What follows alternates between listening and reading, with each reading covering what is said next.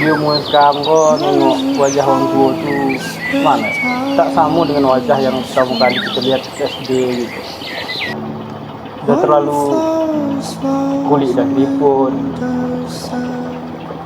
Awak sebagai anak mungkin masuk. Tapi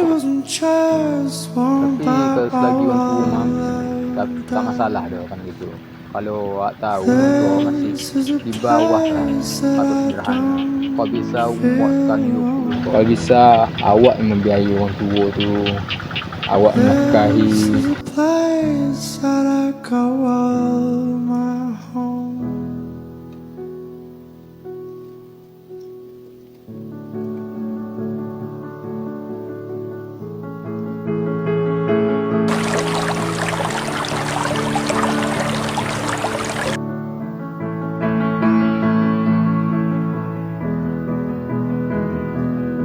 And I felt